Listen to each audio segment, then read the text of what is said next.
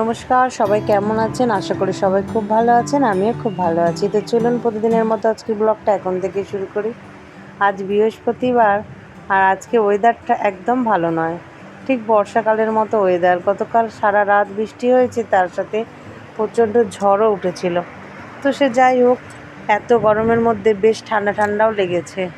গতকাল ভোট দেওয়ার পরে যেন এক অন্যরকম পরিবর্তন ওয়েদারটা। সত্যি কী যে ও পরিবর্তন হবে কে জানে। যাই হোক, আরোই আজকে বৃহস্পতিবার পুজো শুরু করেছে মা লক্ষ্মীর, আর এদিকে বাবু ঘুমাচ্ছে।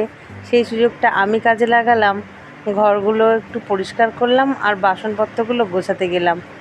সত্যি বাবুকে নিয়ে সারাদিন কেটে যাচ্ছে, কাজকর্ম যেন হয়ে উঠছে না। সকালে কাকিমা এসে বাসনগুলো মেজে দিয়ে গিয়েছিল, তারপর থেকে বাসনগুলো তোলাই হয়নি। এখন বাজে প্রায় 11টার মতো, ও পুজোটা সারছে, কারণ আজকে ওয়েদারের জন্যেই বাবু আর আমি দুজনেই স্নান বন্ধ দিয়েছি। আর আজকে সকাল থেকেও তো বৃষ্টি পড়ছিল, ভেবেছিলাম হয়তো যা রাতে হবার হয়ে গেছে, সকাল থেকে হয়তো সুন্দর রোদ উঠবে, কিন্তু রোদ বৃষ্টি করতে করতে সকালটা মানে পুরো বেলা 11টা অবধি কেটেই গেল। আর বাবুর জামা কাপড়গুলো মা শুকনো দিয়ে গিয়েছিল, কিন্তু সেও দুবার তিনবার তোলা মেলা করতে করতে সকাল থেকে সময়টা কেটেও গেল।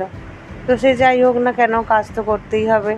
বৃষ্টির ওয়েদার যেমন থাকবে তেমনভাবে আমাদেরকেও চলতে হবে।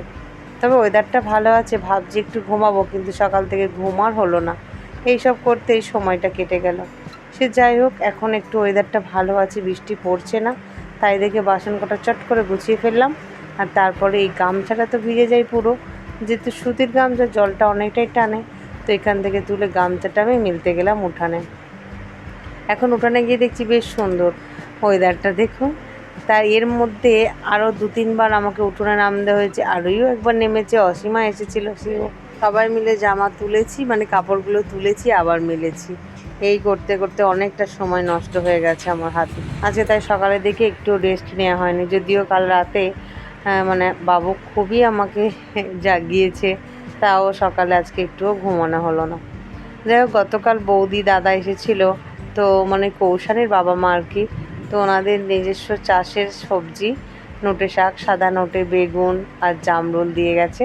তো সেইগুলোই আমি ফ্রিজে এখন শাকগুলো রাখছি। বেগুনটা গতকাল রাতেই রেখেছিলাম, শাকটা বাইরে ছিল, প্লাস্টিক দেখতে পাচ্ছিলাম না বলে, তো সেটাই আজকে ক্যারি করলাম।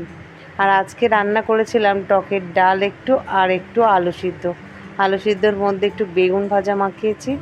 আর খাওয়ার সময়তেই বাবু উঠে পড়েছিল, তাই বাবুকে নিয়ে আছে, ভালো করে খাওয়া দাওয়াটা হলো না।